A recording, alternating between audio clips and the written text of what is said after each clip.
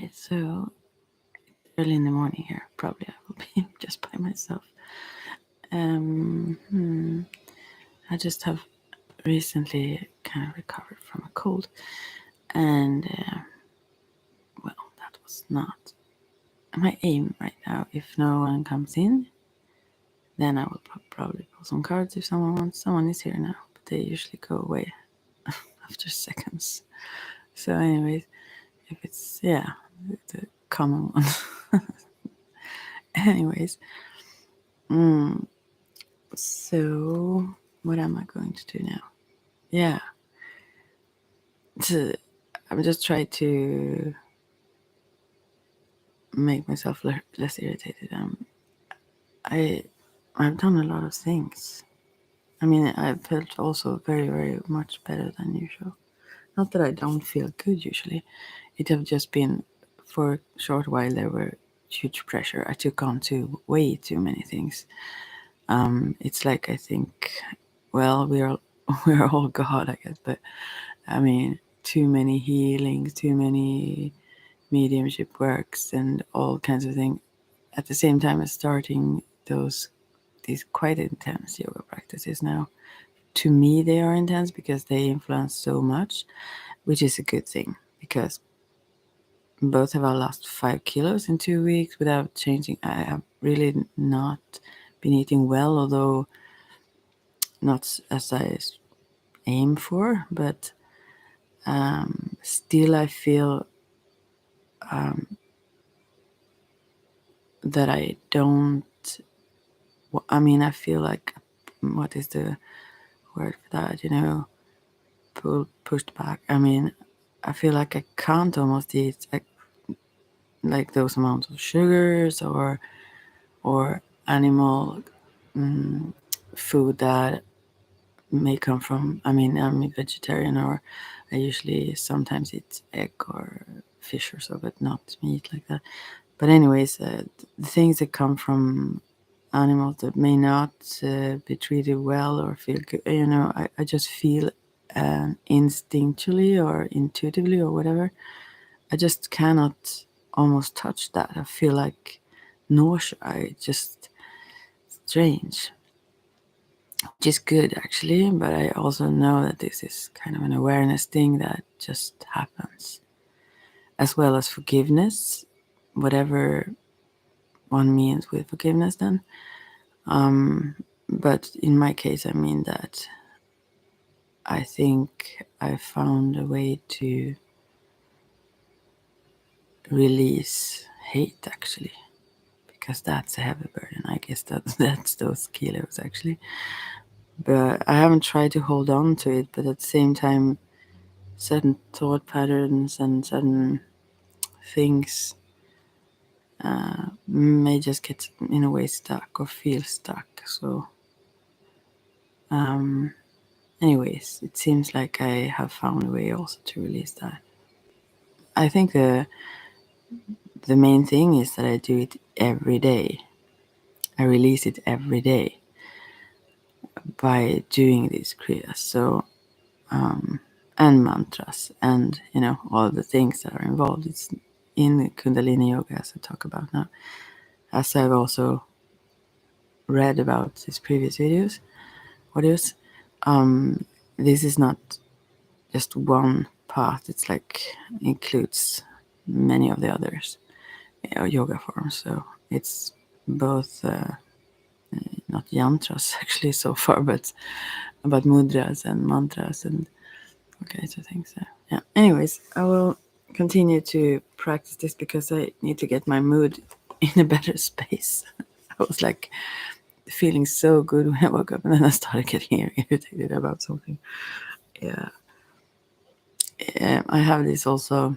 I can be kind of a clingy personality. I can be very overly intense. I can be absolutely the thing that I hate to meet myself.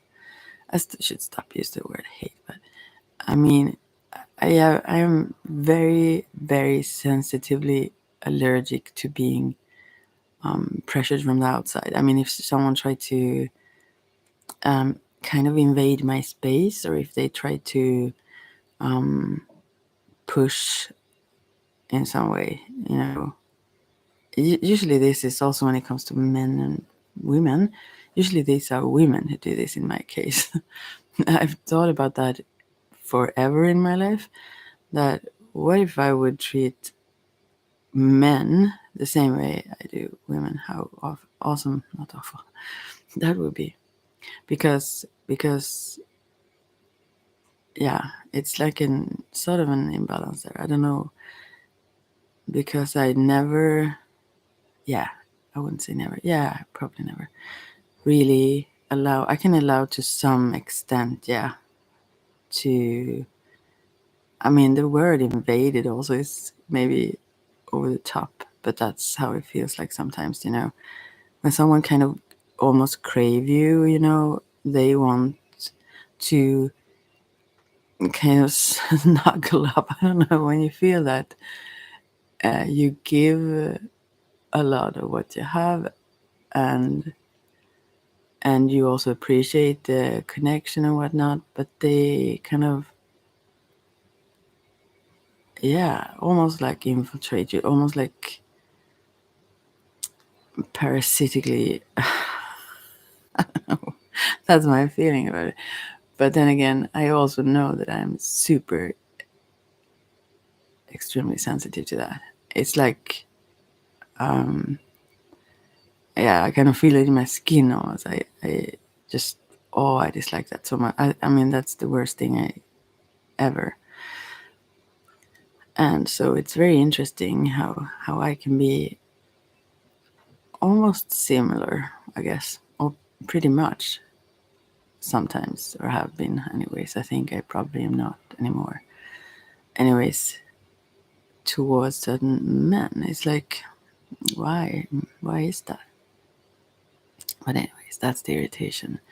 That especially when you set a boundary, you say like, okay, no, that's a good one. You kind of say that, no, no, this is how far I can go. This is what I give.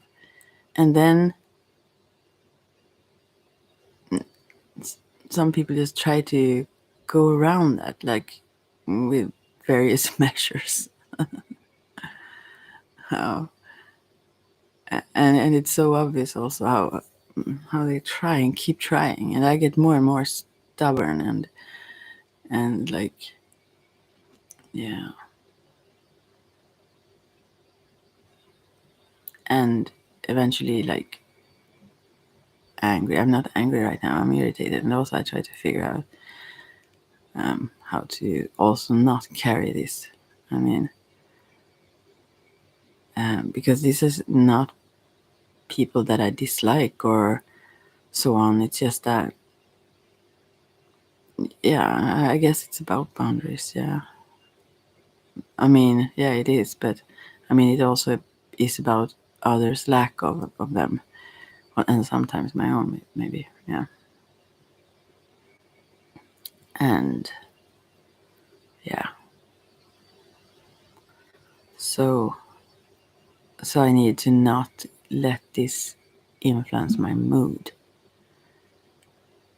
And I think also because I've been doing way too much lately with so many, because this is the thing, I pick up things about other people, what they need, and where they are at, or how they feel, and so on. Sometimes, oftentimes, and this can be very random. It can be whomever that I don't know very well, and so on. But I feel like this is a guidance from.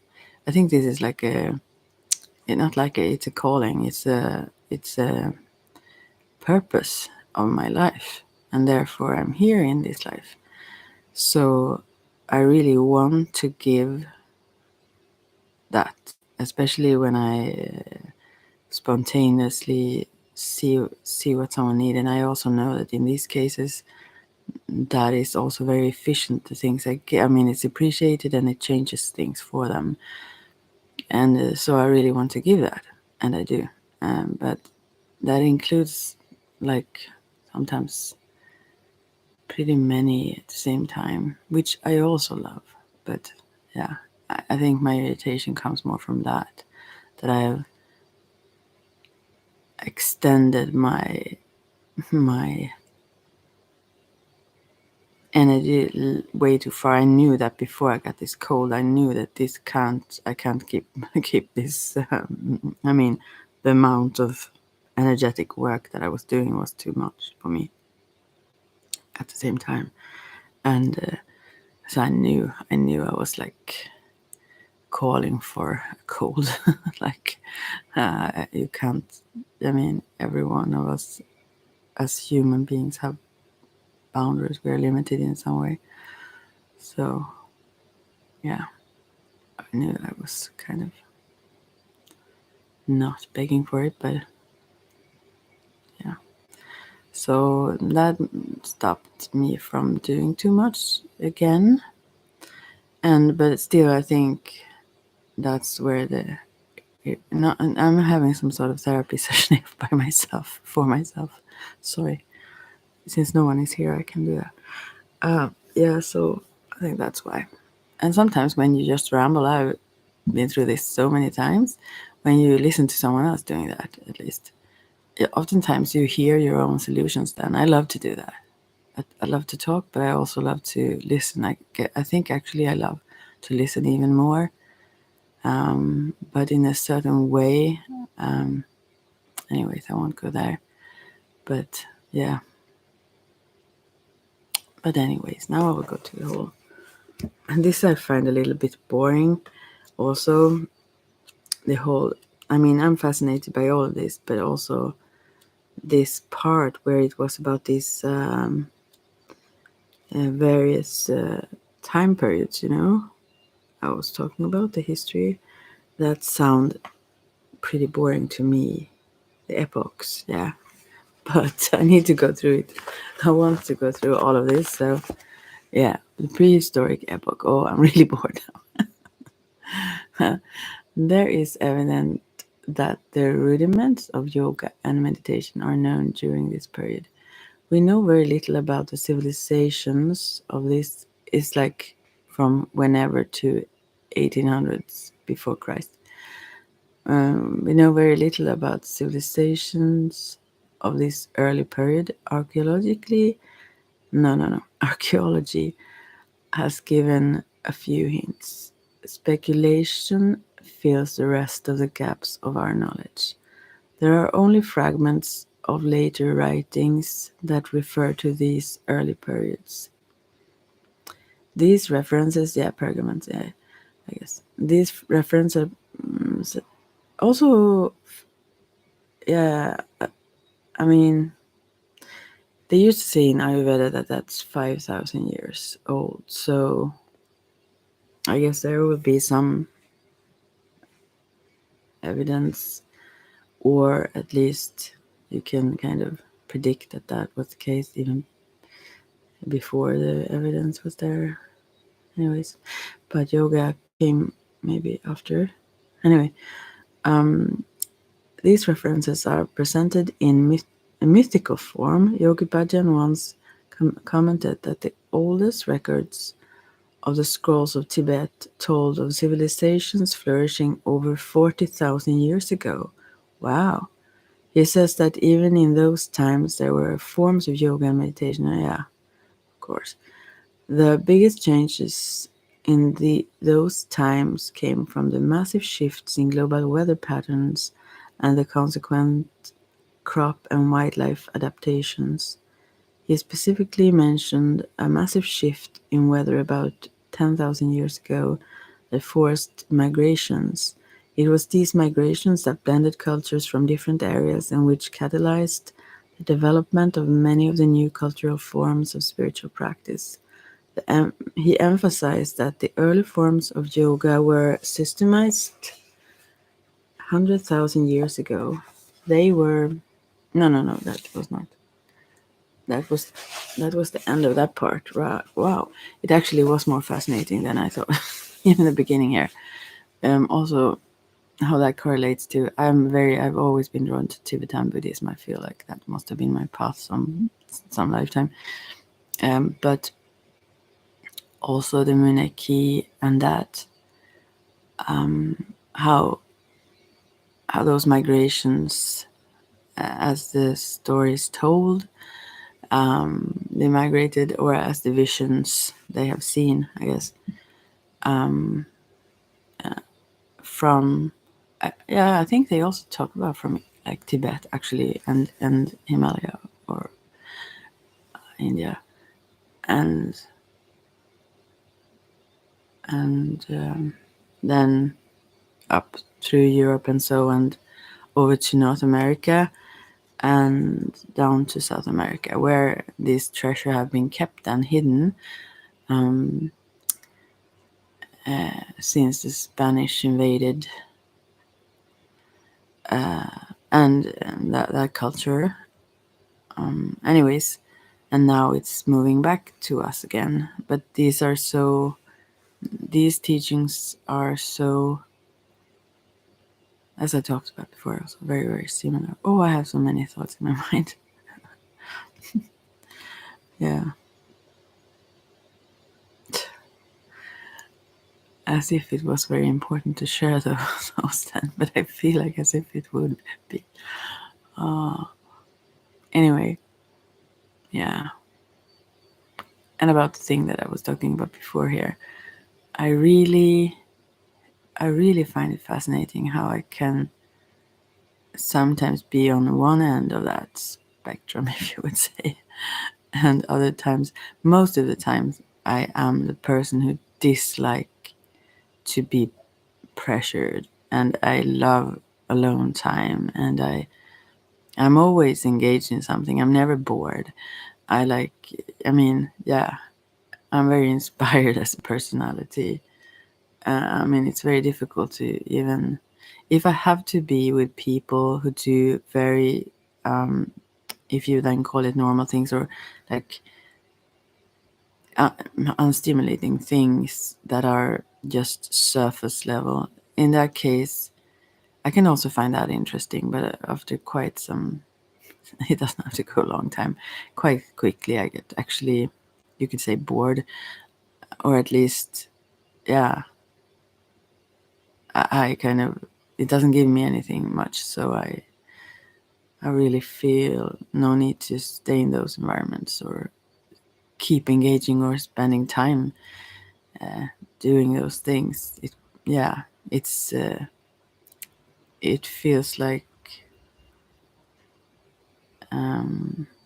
I seek truth, I seek value, and to me it's very, I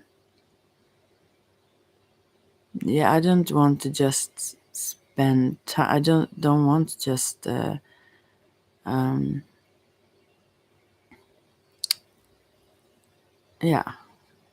do things for no reason.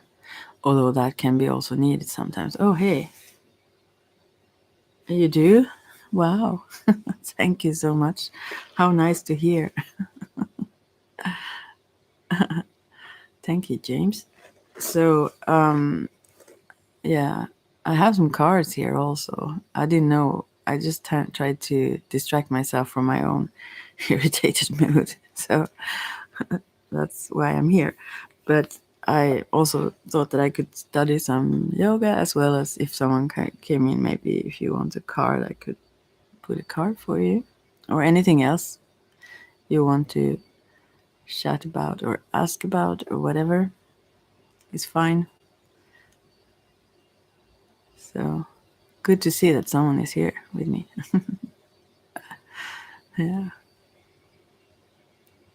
Which one are you? Are you a clingy person, or this hedgehog person who rather have your what are they called? Not thorns, but both in various situations. Yeah. I'm more and more. I more and more become less clingy. Anyways, I think that comes sometimes with, I guess, maturity as well, because you learn that you are sufficient, or not sufficient. Yeah, so self-sufficient. Yeah, you really don't need others in that sense that you may have thought sometime in life. Although it can add value and you can have good exchange and so on, you just really don't need them such. I mean, you need others, but maybe not a specific other. Yeah, well, I will keep reading here. Oh, sorry, I didn't mean that. The book just bumped into the mic. I'm so sorry. Right, I will read about the Vedic epoch, which is also very interesting. 1800 to BC to 1000 BC.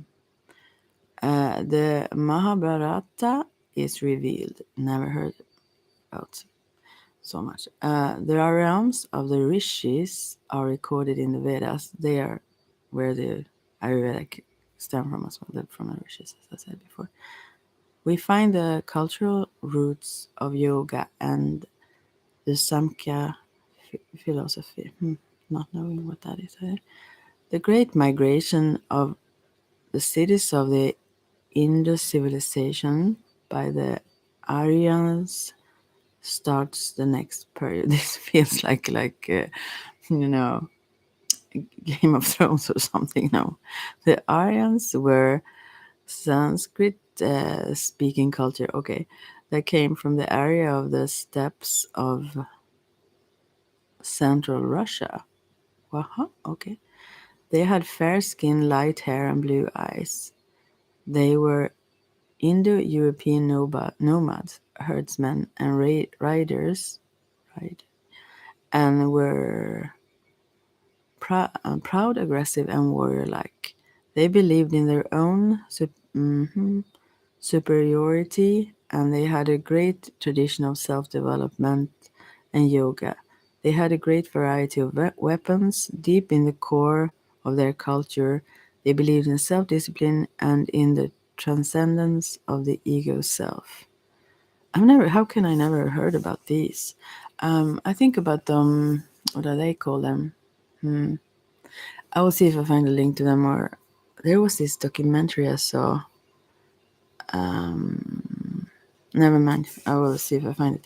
The Aryans eventually spread into the central areas of India after establishing in the area of modern-day Punjab.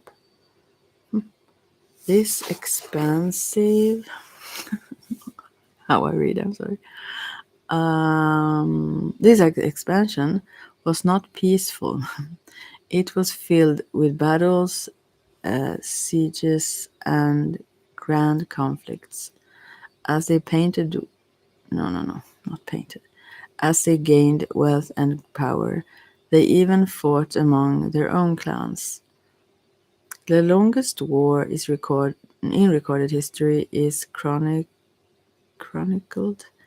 in the Mahabharata. Mahabharata, a poem over 100,000 stanzas, whatever that is. A playwright once brought a version of the poem to the stage in New York City. The play lasted for 3 full days. It is a record of the battle between two warring clans, the Pandavas and the Kauravas. All right. And also now, as I always do, I don't have good light, so therefore I read very strange clothes. I almost don't see. The original version was recorded between 800 and 1000 BC. It is a storehouse of myths, symbols, history, philosophy, beliefs, religion, customs, and mystical experience. The poem is a source of much love about yoga in this period. Over the centuries, the Mahabharata became the central epic of India and has had many parts added to it, such as the Bhagavad Gita. Oh, I didn't even know that was part of some greater one. And it grew in its role as the storehouse of cultural knowledge and inspiration. If you are a serious student and you want a deep understanding of the cultural roots of early yoga, then this is required reading. Well, I do read it. The earliest version was transmitted orally and describes disciplines and sadhanas.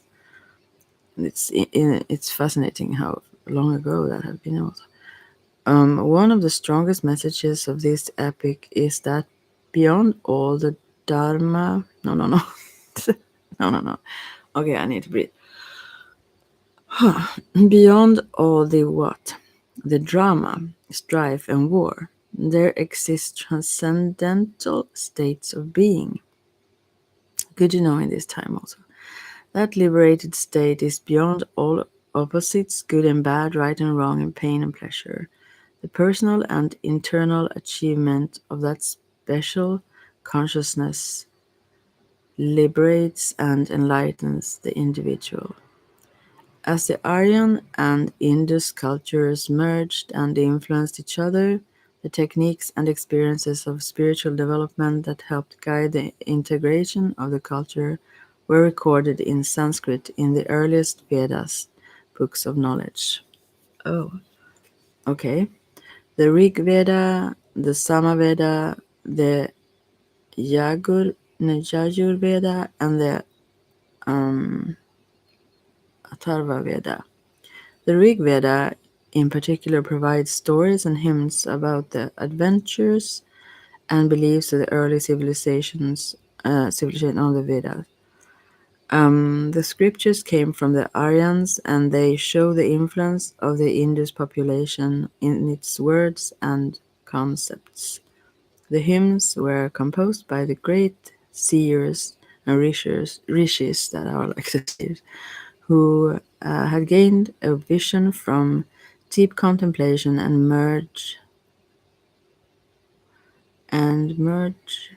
which and merger with the divine. Okay. The hymns were directly spoken and sung from this state of direct perception. Being in the state of consciousness, they did not compose the Vedas, but recorded in language the realms they experienced. These hymns are not intellectual treatises, is that word, but the direct poetic, emotional, and spiritual experience of the stages. Oh gosh, how I read. All right, wow, my nose itches. Oh, why? Anyways, yeah. Wow. Yeah, this was more interesting than I thought. Oh, I was so bored when I read the top lines of this. But yeah, that's good. Good explanation. It's very hard to describe otherwise what this is about. But I never knew that it came from Russia. Much of this, or the area of that place. Very interesting. That too. I will take a short one more, unless you want something or have something to add to my rambles or so. Brahmanic epoch, 1000 BC to 800 BC. This is a ritualistic, literal epoch. Yoga and the mystical precepts for empowering the individual are not promoted. Oh, this was not a good thing. The priestly, or maybe it was, I mean, it goes in phases, everything have to be, so whatever. The priestly class were called Brahmins. They recorded a great deal of literature about the proper rites, rituals, and behaviors of the times. They formed a sacrificial and ritualistic class. Worship and virtue were external. Rather than accept the challenge of internal development cultivated in the earlier Vedic epoch, the Brahmins stabilized their social position through elaborate bodily rites. Traces of the past were woven through them, but the literal thinking minds of fundamentalists were busy at work. Yeah. The literature in the Brahmanas and in the Aranyakas, a handbook for ascetic forest dwellers, does not promote yoga or the precepts that empower the internal capacities and experiences of the individual. I also think about, I mean, I don't know, I just think about what's going on now in the world. Oh, the treasures that come from all of these areas, anyway, and are still brewing, I'm sure, in many places still today. I mean, tradition. I mean, I think it's, yeah. Well, where I'm going with my thoughts, but anyways, I think both it can be shared in through from generation to generation, but also through guidance from ancestors and so on. Actually, that's what I believe. So, anyways, I've heard this lately, which clash a bit with my own ideas, but I also see how that is true. How much of the both imagery or the explanations, the spiritual explanations, are they mirror a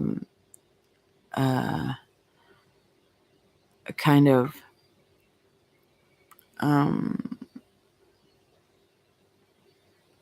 misuse of power. It mirrors exactly that what I read. You could say the it didn't say that, but you know how some people want to rule others, I guess, as slaves, and how what is not better than using religion or faith in that kind of way, if you would call it that. Then, because what I practice, most of the what things that I practice, they are experiential. I mean, you experience it, you know it, and as well as these psychic things that seem so vague and flaky, I guess, to some people.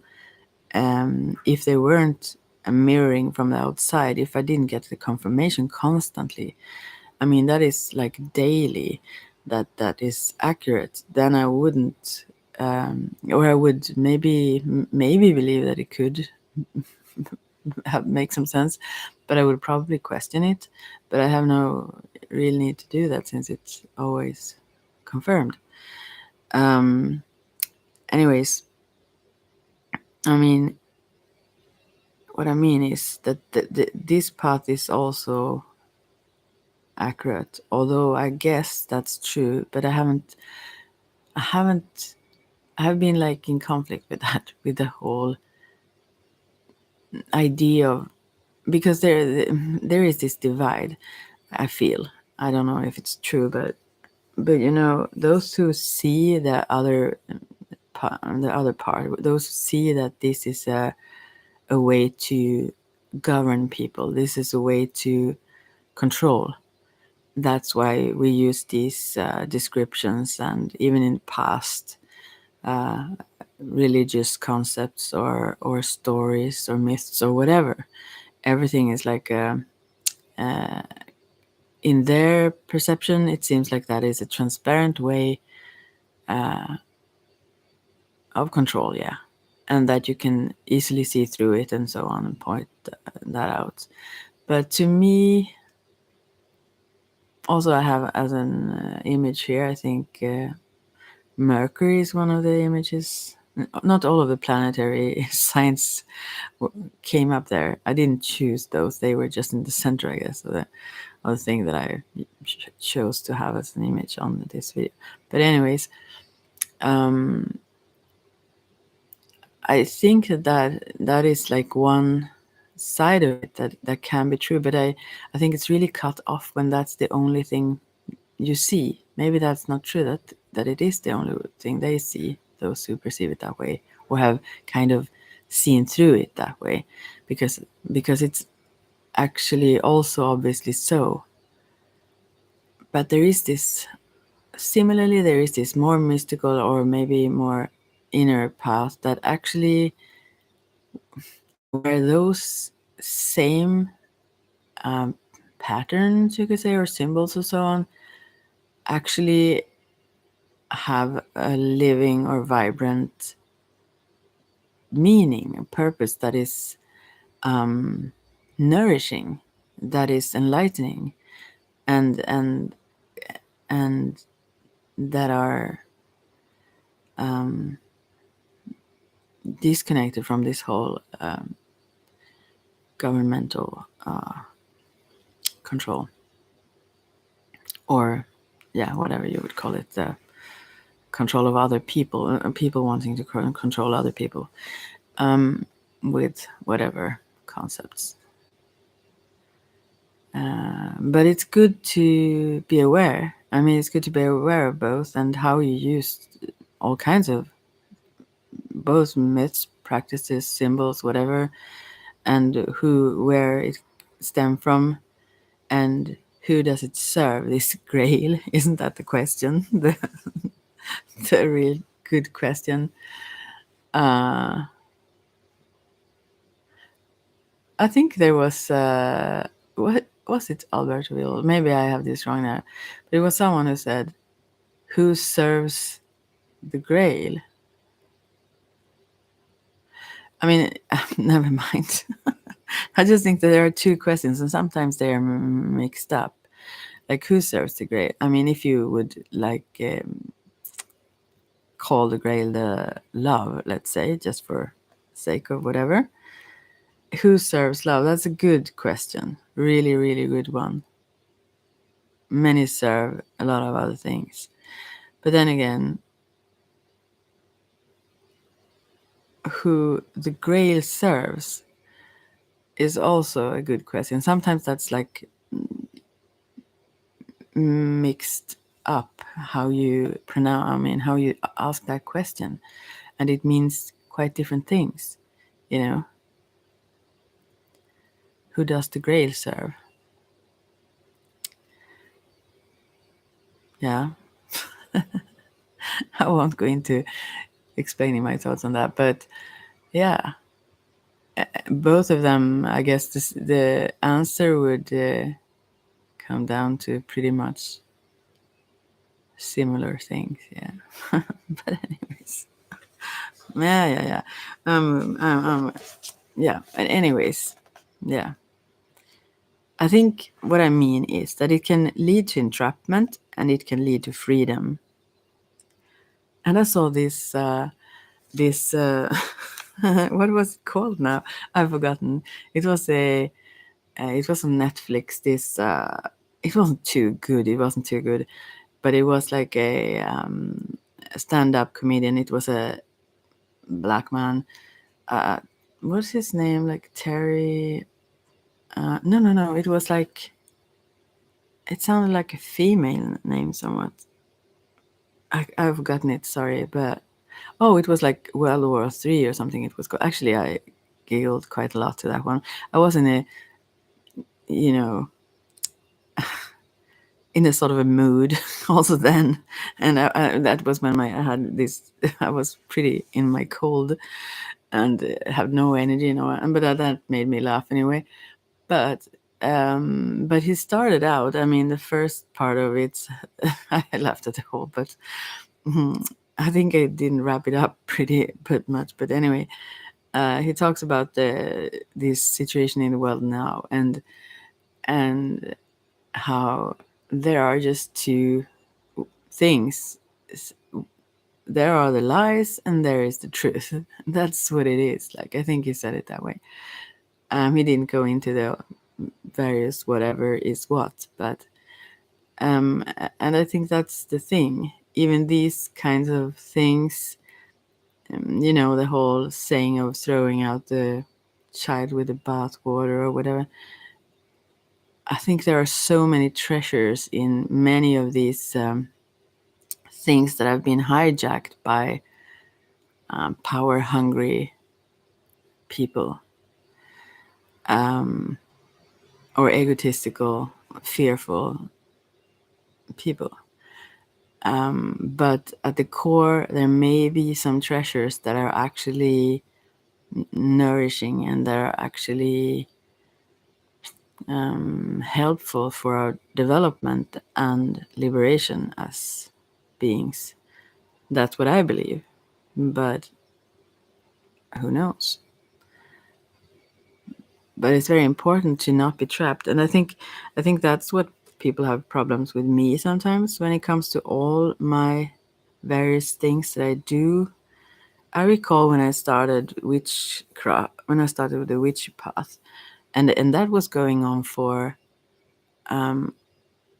what I was going to say is that some Christian friends that I have had before and had, they had huge problems with this. Two people that didn't were also my friends, were a nun and a priest that was a woman. They realized that it wasn't about the whatever label or clothes you put onto something is not what it, that's not how you how you see through what something is, anyways, so they didn't judge it like that, but anyways, there were others who were super scared of it and so on, and they kept like for, that's kind of sweet in a way, heartwarming, that they kept for, I guess it was at least, let's see, yeah, at least 20 years or so, now and then, to like send me stuff, or not with an address at the back of who, but I could easily understand where it came from. But anyways, trying to put me then onto the right path again. And it's interesting how threatened, that's kind of it's easy to understand how I speak, but it's easy to understand when you read about that or put yourself into that position and being held by these scary concepts of that you feel is then the truth. But from the other end, also, there were certain witchy people who couldn't digest that I still held on to certain treasures of the, if you would then label it as the Christian path, because it was like so much a conflict, or rather, it was. Well, it just didn't fit, those puzzle pieces or whatever didn't fit as they felt it.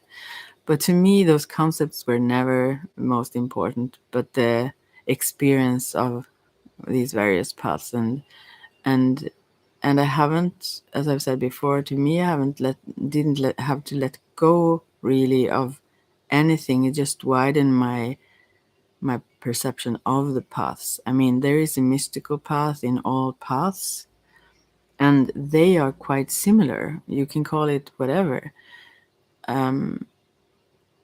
Yeah. So these outer labelings, they are just in the way of seeing things. They are just making you blind and stuck, and also very like literal and dogmatic. And what's the point? But then again, we need to keep things apart to understand certain things. But yeah. But it's interesting how everyone in all directions have had problems with my openness, you could say. And I think it's confusing also to others.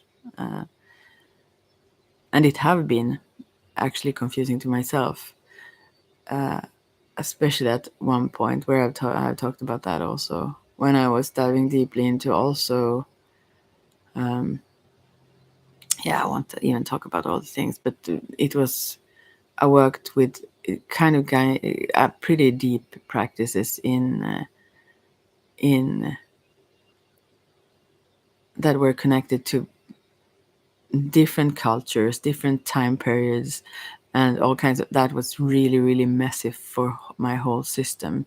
That was not a good thing. I had to like just be here and now after that period to kind of not lose my mind almost. So it can go overboard. You can, you can go. You can't hold everything as well as you can't do everything. You can still appreciate the things that are not close. I mean, you don't have to practice everything to kind of see that there could be a value in it, you know. But yeah, so I wonder what my neighbor is doing, going back and forth. Yeah, anyways. So yeah, and it's interesting also that one of the closest ones spiritually is my first husband. He was a Sufi, is a Sufi. And our spiritual path have always been so close, but I've never actually touched that path very much. I don't know why. I mean, I've never myself been drawn to dive deeper into it, although we always understand each other's paths. And I've known him since I was like since I was 20, I guess. And that's like 30 plus years. and and even though I've explored and discovered new things during all this time, that I've never changed. We have always understood one another's path, especially now with the shamanic also.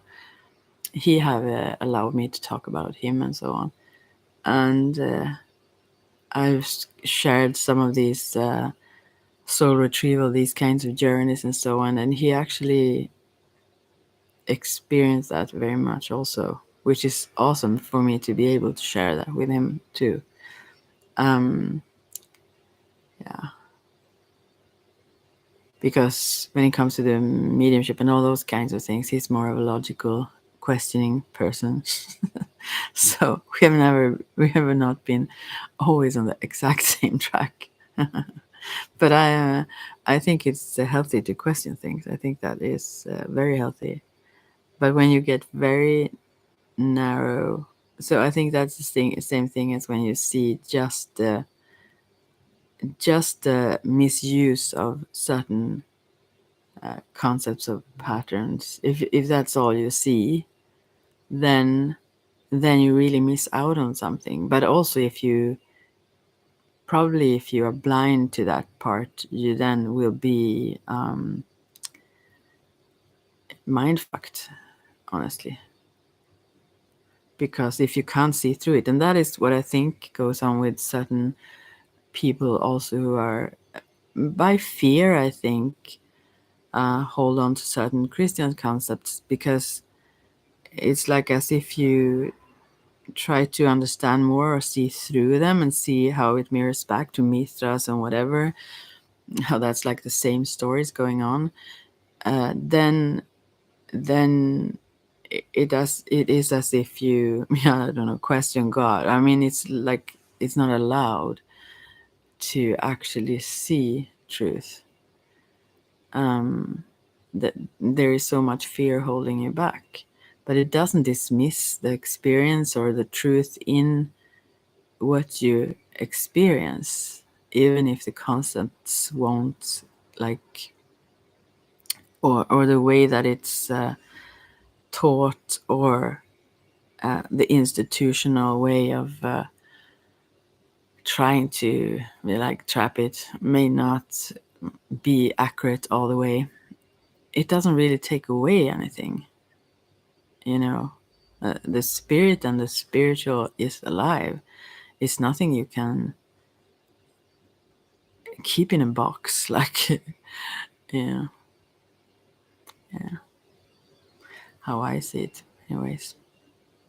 That's yeah, my truth so far, but it's alive, so it may change, which is a good thing.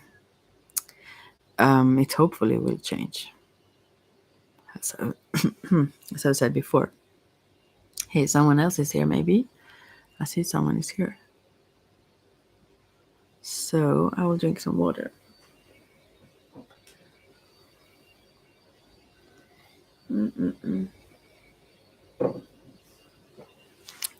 So I have some, as I said, I have some tarot cards here, and I try to study yoga. Meanwhile, now I feel way better when I've drifted and listened to myself and got off the track that I was in before I started doing this audio. Yeah. And it have been raining here, which is awesome. It's fabulous. I love the rain. And I love the smell of the rain. And not late, but later than I used to be out. I was out for a little walk and in the rain, and that's one of my favorite things. Other people were just running around trying to get indoors or hide from the rain, and I was just it's so lovely, especially this warmer summer rain, and also when it's close to home, so you don't have to go around being cold and wet and so. But yeah, the nature is happy, and you can see that with animals. They always get exhilarated or happy after rain. It also cleanses, obviously. Yeah. Anyways, lovely. But now it's not raining anymore. But the freshness is there. It makes me really, really happy. Yeah. And that's also spirituality to me. Nature, of course, more so than anything else. Yeah. But so if anyone have any questions, want me to pull some cards and talk about them or anything, or any other question to me, or whatever, sharing whatever, that's fine. Otherwise, maybe I should read a little bit more than of the Upanishadic epoch. Oh, there are so many epochs, but I need to go through this anyway. So, sorry, I need to cough. No, I will read this then. The Yoga Upanishads and the Guru-Shela relationship transmit the yogic teachings. King Janaka grandly passes on the traditions of Raj Yoga and Kundalini Yoga. The reaction to the rigid external ritualism of the Brahmanic epoch finally came in the form of the Upanishads. Oh, is that the Brahmanic? Wow. Oh, I've never read those. I've heard of them though, but I guess that maybe is why I've never been really interested in that. These ecstatic writings are full of the technology of transcendence. They are iconoclastic and inspirational. Oh, maybe I need to read them. They internalized all the transformations of the earlier rituals. But yeah. Anyway, they open the inner ground of being as the appropriate place for gradual self-transcendence. They record the knowledge of many anonymous sages, the sages of the times who inspired and contributed to the Upanishads were diverse and unequalized in their sagacity, maybe it's called, and vitality. The great king Janaka, who was also transmitter of the tradition of Raj and Kundalini Yoga, was a grand figure of the time. Others were ascetics and some were enlightened Brahmins. Great stories and traditions flow from this epoch. The word Upanishad literally means to sit near and be meditative. It reflects the original way the knowledge was transmitted. It was given from guru to chela, teacher to student, master to apprentice. It assumed respect and committed on the part of and commitment on the part of the student. There are 108 traditionally accepted verses that are themselves listed in the Muktika Upanishad. This knowledge is known as Vedanta and is accepted as revelations or direct transmissions. Vedanta is known as the great knowledge which is complete or which ends the teachings. Over the centuries, more than 100 more verses have been added by various authors. Oh, hi, there is someone else here. I also have some tarot cards here and stuff if anyone is interested. Anyway, these newer, what does this say now? compositions are respected as both tradition and as elaboration. There are translations available of all of them, and there are many studies at of the content. Oh, this seemed a little bit, wow, much, but still. One group is especially important, the Yoga Upanishad. These include a great deal of instructions on yoga. All the writings emphasize the discovery and cultivation of an ultimate ground of being. The infinite can be known through transcendental gnosis. Yeah. Yeah, that also, gnosis. That part of the Gnostics. Interesting. The key insight is that there is an identity between the ultimate truth and the reality of the individual as truth. The soul and the universal being are not different in nature. This fact is beyond the mind's capacity for definition and classification. Yeah, that's why it's difficult when we try to classify and define everything. It requires realization and or enlightenment. It must be known all at once as a total and complete vision. Wow, interesting. And someone left out there, just what is this about? Anyway, okay. But what I don't get here is like, this Brahman seems like they wanted to, their social position and whatnot. Um, it doesn't have to be bad that you make things ritualistic in a way, but still.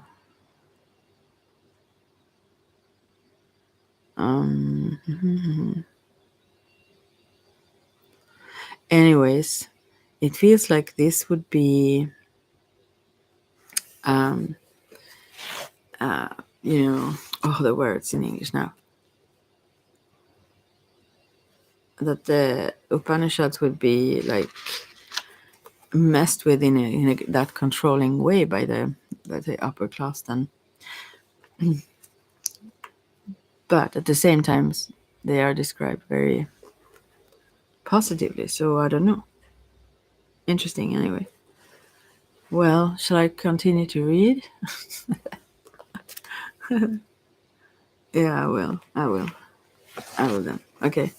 The Gita epoch. This I love. The Gita itself anyway. Oh, it's like 500 BC to AD 200. Was what the other one was like. The Upanishad was 800 BC to 500 BC. Yeah. The Gita epoch. What is it? Movement toward systemization of the inner technology. The Ramayana teaches of divine love and self-transcendence. The Bhagavad Gita, the path of Dharma and Karma Yoga. This was a period of transition. The mystical technologies of the Upanishads were taught and practiced widely. Some new Upanishads were added, such as Kada, Isha, and Mundaka Upanishads. The rise of numbers of people who practiced these techniques moved many practitioners towards systematization of the inner technology. And there are so many. Don't get stuck. Use them, but don't get stuck. This trend culminated in the next epoch, the great work that guided the popular culture of the period and which remains as important pillars in the history of yoga and the Ramayana and the Bhagavad Gita. The Ramayana is an epic poem of 24,000 verses, wow, that tells the long tale of the tragic love of Lord Rama and Sita. Vishnu, one of the three aspects of the Absolute, had 10 important incarnations. Of his 4 human incarnations, the one as Rama and Krishna were most powerful. Yeah, Krishna is the one in Bhagavad Gita. As Rama, he demonstrates all virtues that lead to liberation. By the way, if you didn't know, the absolutes is like Brahma, Vishnu, and Shiva. And Brahma is the creator, Vishnu is the upholder, is that the word in English? And Shiva is the destroyer in that way of seeing things in the creation. But they are one. Um, anyway, um, as Rama, he demonstrates all the virtues that lead to liberation: righteousness, fearlessness, non attachment, service, discipline, and love of truth are all depicted in the many tales of the Ramayana. Mhm. Many of the often told tales are metaphorical. They can be understood as a story and as instructions of the methods of self transcendence. The Bhagavad Gita, which I totally love, is part of the Mahabharata, which I didn't know. It's a dialogue between Krishna and his devotee, Prince Arjuna. It takes place in the middle of a war on the battlefield. On the battlefield, it directly teaches karma yoga. That's maybe why I love that. We have taught that you can be unattached in the midst of great actions, even wars. We can relate to a silent and constant center. The great power comes from the disciplined mind, not from external rituals or sacrifices. The real problem is not the action of life, but our attachment that keeps us bound to reaction. In real liberation, we act free, carefree, and spontaneous without attachment or fear as motives.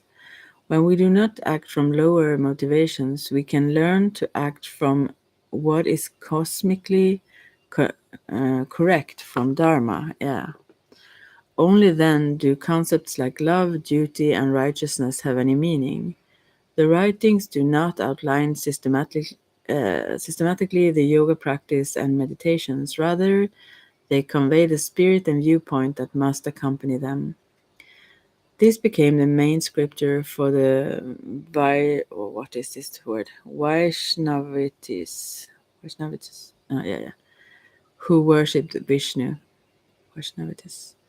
The message of the scriptures is universal. However, Vishnu was regarded as the one in all and the one beyond all.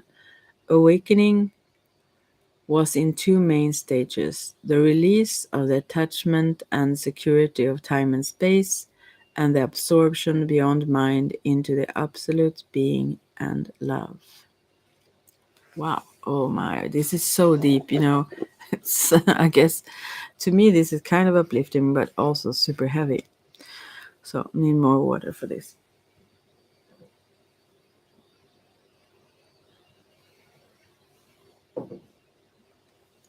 Gita itself, since it's not it's not describing itself, that is just uplifting. It's very, very light. But the description here is light. No, not light. It's heavy. Okay, classic epoch. I will just go through these, then I will. It's 4 epochs, but they are not so much text. Classic epoch, AD 200 to AD 800. Patanjali reveals the masterpiece of yogic philosophy as the long-standing traditions flourish. During this period, the tradition established in the Mahabharata flourished and expanded. Many of the streams of thought and the technologies of yoga were systemized. The 6 major schools of philosophy, we'll get back to that, were codified and extensively taught. In the later writings of the Sikh gurus, the Bhakti epoch, the 6 schools refer to the philosophies established in the classical epoch. The most important work during this period was the Yoga Sutras of Patanjali. This is the great work on yoga and its philosophy that has guided students ever since it was written. This is also, I will come back to that some other time. Puranic epoch, AD 800 to AD 1469. esoteric knowledge becomes widespread, Vedanta philosophy sets the stage for the grand synthesis of the next epoch. The Puranas were composed during this period. They are a huge collection of mythology, philosophy, and history. The great teacher Shankara wrote about non-dualistic Vedanta philosophy. How do you even write about something non-dualistic? That's like an oxymoron in itself, I guess. His writings propelled many seekers into the use of the psycho-spiritual technology of yoga.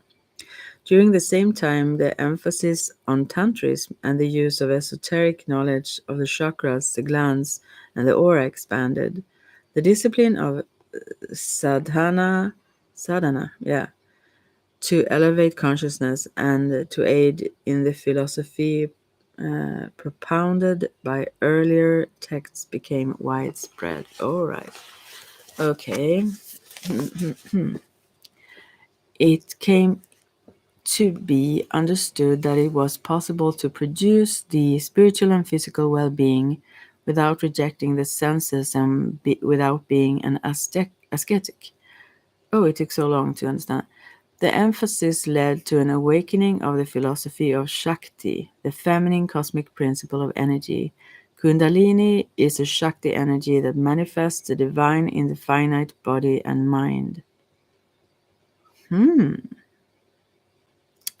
This explosion of experimentation and practice prepared the way for the grand synthesis of the next period. I wonder how you pronounce that. Synthesis. Well, anyway. Bhakti epoch. AD 1469 to AD 1708, I mean.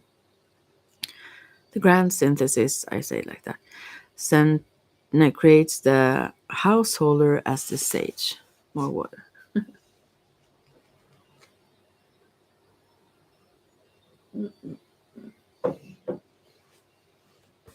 Okay. This is the period where opposites fused, all right? The tradition of asceticism met the tradition of mystical union. The householder who must live in the daily world was elevated to the status of the forest-dwelling sage. All right. The catalyst for this was the meeting of the Sant tradition, which had respect for the guru or teacher, which is oftentimes then meaning the inner, if anyone didn't know, the soul, yeah, the spirit.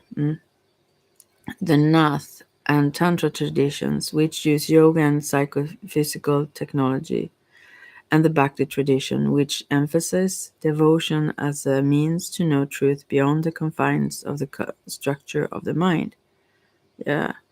The greatest result of this confluence, I never heard that word, I don't know what it is, but anyway, of this confluence and of influence was the 10 Sikh gurus and the creation of the scripture, the Siri Guru Granth Sahib.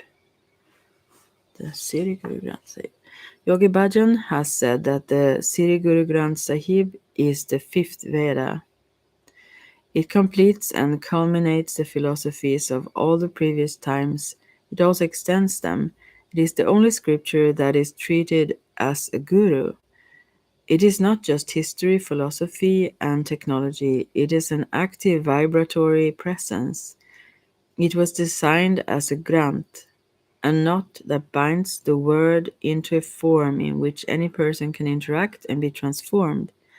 It is a primary source for any mantras and shabds that are the pinnacle of the power of the word as understood by the yogis and saints. The Sikh gurus emphasized non-attachment, service, and meditation directly on the Nam. They broke the cycle of searching for a personal guru and and the cults of personality that other often misled seekers. Yeah. Yeah. They embodied the guru in the scripture and declared it as Siri Guru, a teacher of teachers. The 10th teacher, Guru Gobind Singh, declared there would be no more human gurus in that tradition. Interesting. Many must have missed this when it comes to the teachings of Kundalini Yoga, then, right? Anyway, the result, the Siri Guru grants, this is in the beginning of the teachings, even. Uh, the result, the Siri Guru Granth Sahib is a modern tool uh, and writing that emphasizes the need to remember the essence of spirituality and at the same time the need to embody that essence in a distinct form. It encourages respect for all traditions and people and asks each to recognize in others the common essence we share and the Creator who creates us all. Oh, I need to read that one. I wonder how that works, like as a divination tool. Must be great. I don't know if you should do that. But I mean, Gita, as I said, that's magical. That's magical. So I wonder about this then. Yeah, but it's, yeah, anyways. Words. Well, anyway, the last one here, modern epoch. AD 1708 to AD 2011. The romance between East and West begins, a time of expansion and discovery, great change and possibilities. We are beyond this now then. We are in the change, but still, this tremendous change that is going on in the world. The fall of the Mughal Empire brought about by the Sikh resistance ushered in the changes that opened civilization to Western influence. The British established rule over India in the latter part of the 18th century. This diminished the devotional ardor of the Bhakti epoch. It increased materialism and secularism. It brought with it industrialization and later high technology. At the beginning of the 1900s, there was a wave of missionaries from the East who brought many of the concepts to the West. The romance between East and West began in earnest. The modern epoch is the story of discovery and communication between the two hemispheres of our world. The great traditions have been established. Now they have been rediscovered, printed, practiced, and what is the word here? Discerminated.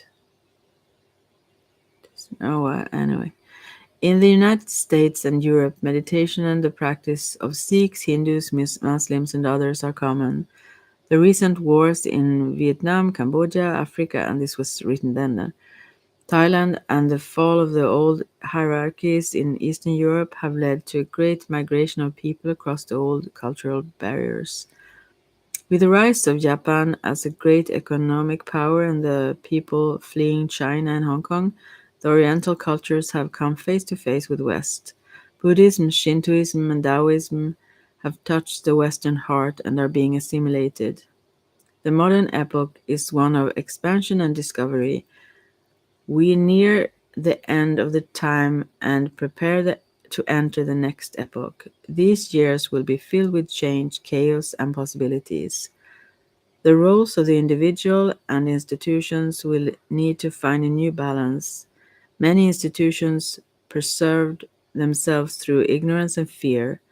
The barriers to knowledge have been attacked by the people and technology of the modern information era. Now it's ended. Wow, I'm glad I got through that. It sounded more boring before I read it. This was kind of interesting. And now it's Aquarian. Oh, it's actually the last one. I need to read another page. I'm so sorry because this is the Aquarian epoch. It's now from 80 to 2011 to, and ongoing. A period based on experience, commitment, and universality, ushering in a new level of consciousness and civilization. The key terms for the Aquarian epoch are globalization, universality, and the dignity of the human being. No religion will survive in less than a global context. The historical and tribal-based traditions of the many world cultures will come face to face. The need is, and it's interesting when it comes to those native, because they are so similar all over the world. But anyway, the need is a commitment to establish authentic transformative experience in each individual consciousness and its many levels will be the theme in this epoch. Yeah, okay. Traditions that rely on fear and ignorance will fall to the side. During this transition, this will be a polarization and some chaos, and old institutions fight the final battle. Then there will be neither east nor west. There will be developed and underdeveloped consciousness. Yeah. We will just judge philosophy and spirituality by the degree of awakening and embodiment an individual attains, rather than by their association with a specific group. True. The end of the Aquarian epoch is in dispute from different sources. By astrological rather than historical measure, it should last about 2,000 years. Yogi Bhajan has said that if all goes well in the transition, the realm of global philosophy, pluralism, spirituality, and the ethics of Khalsa, the pure ones, will extend a full 11,000 years before they pass on. This length of time will be historically unique. It will be the first time that the entire globe will be united. It can be a period of stability, and expansion can occur in the depth of our hearts and in the reaches of space. Inner and outer space will complement each other and lead to a vast spirituality and philosophy that is based on experience, commitment, and universality. Each of you studies these ancient teachings and puts them into practice in your life is a pioneer of the new age. You are on the historical crest of hope and development that will usher in a new level of consciousness and civilization. The changes will happen very quickly. Each of our effort to study and to teach Kundalini Yoga gives birth to the Aquarian epoch. Wow. Yeah. Maybe a little bit more. Tiny bit more. The 6 schools of yogic philosophy. The 6 principal orthodox schools recognized as representing points of view within the context of Vedic heritage are: Purva Mimamsa expounds in detail the art and science of moral and righteous action by following the prescriptions of Vedic ritualism. It was focused on the concept of dharma. Purva Mimamsa, or how you say, emphasizes individual responsibility for one's actions and that we have the free will to create a quality of life. We find no instruction in yoga in this school, nor does this school presume one God. Vedanta, Uttara Mimamsa. What does it say? Uttara Mimamsa. In this school, we find an emphasis on the internal experience of ritual as well as the nature of meditation and the mystical scriptures of the Upanishads, including the Bhagavad Gita. Here we find the integration of the concept of right action within the oneness of creation and the nature of transcendental reality. And then Samkhya has many schools which are concerned with the evolution of existence and the nature of being. The elements of Samkhya philosophy are woven through classical yogic philosophy. But Samkhya stresses the use of mental discrimination and analysis to perceive reality rather than meditative experience. All right, okay. Yoga. This school. This is another than yoga. This school was identified throughout Patanjali's sutras. It expounded. The word expounded. It expounded practical techniques of meditation and self control to attain the perception of self and reality. With this school, we find movement into the more experiential, And then Vaisheshika approached liberation by understanding all of existence in terms of 6 primary categories. And then Nyaya literally means rule. Emphasis in this school was on rules, logic, and rhetoric. Oh my, the heaviness of this. Oh God. But also interesting. Now I need to pause. I need to pull a card for anyone who made it this far. And through my ways of also pronouncing. Yeah. Right. I will just pick some. I have a lot of cards here, but I will use the ones that I've lately been using. 3 decks. We will see what comes to us. And I hope this gives you some answer if none of the other things I read did. I will have to... Oh, I've heard that expression, of course, of this. Whatever it was called now. Guru. Anyway. I need to read that, I feel. Okay, now we will see. This is the card. Oh, it's the star. That's my name. So, well, this is hope, I guess, also about expansion. I'll have to put this back, the other ones, though. Yeah, because it also shows like a fetus or a newborn baby or something. There is like a cord towards this mother figure of the stars here. And this little baby is developing, but it's very new. So, yeah, we are held, I think it means, and things will go well. And there is good hope for us. I will see what it says here in the little booklet to this. This is the Nicoletta Kekoliter. The star doesn't say much in this, but I will check. It differs so much in the various texts, so. But it's a really, really good card for us. This is good hopes.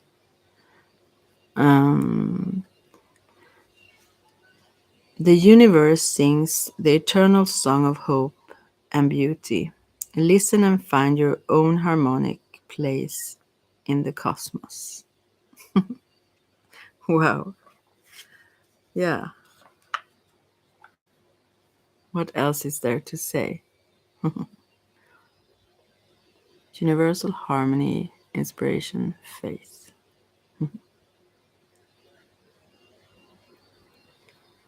The universe sings its eternal song of hope and beauty. Listen and find your own harmonic place in the cosmos. The universe sings its eternal song of hope and beauty.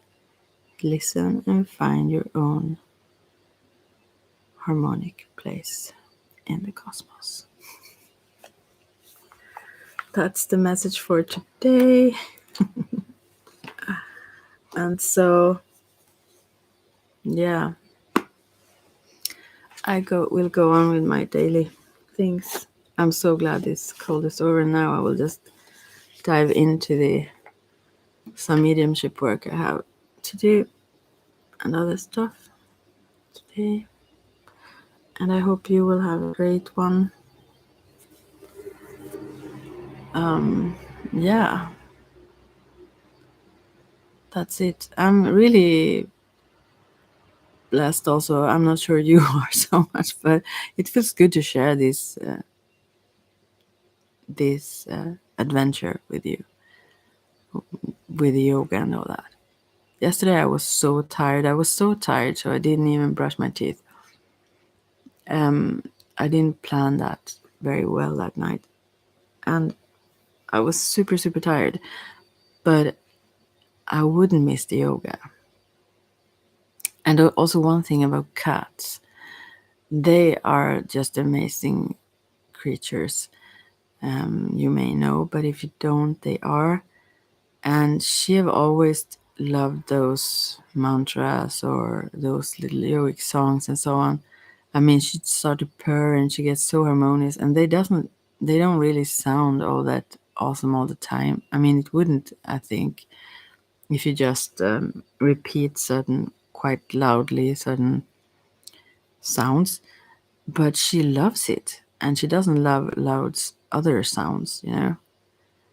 And she just purrs and come and lay just very close. It's just cats are experts at feeling also where those ley lines or in the earth feel those magnetic fields of things. Where a cat lay and loves to lay down, that's usually a really good energetic spot. And so when I do this practice, she even how usually she go and do her own thing. I mean, she lays beside me and so on sometimes, but she never miss out on that, because she just thrives in this energy field that it creates. And that's another thing that is so obvious, that because she's very picky when it comes to what energies or people or whatever she likes, and this she is addicted to almost. She really really loves it. She can't avoid to come when I do this, so I think soon she will think those mantras are her name or something. If ever I want her to come, I could just chant some mantra. Yeah. Anyway, that was that for today. Right. So, well,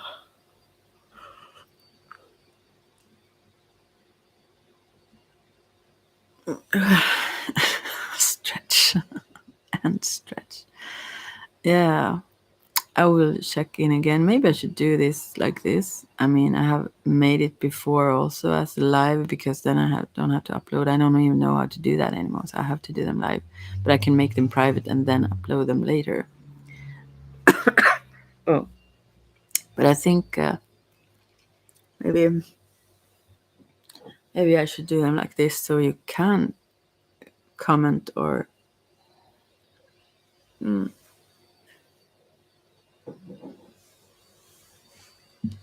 like talk to me meanwhile, if anyone wants to, or interrupt the whole because it's really packed. It's really really, I mean, it's so, the information in just a few pages are kind of so compact, so it can be really good to relax meanwhile, and just as you do in the yoga, you kind of you rest. Usually in Kundalini yoga, you rest equally long as you do the positions, so to integrate them. And I think then these theoretical knowledge also is something you really really need to relax and integrate too. But that's not the most important thing of it. It's the practice itself that is important. Yeah. But I'm curious, so I want it all. Yeah. All right. Take care, and thanks so much, James, for the love. I appreciate it very much. And yeah. So,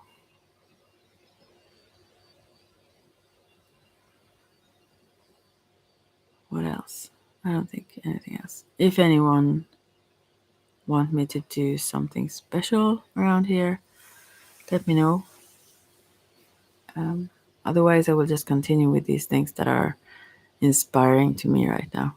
But I'm inspired by all the things that I do. So if anything else is of more interest to you, just let me know. And I can focus in on that for a little while too. Yeah.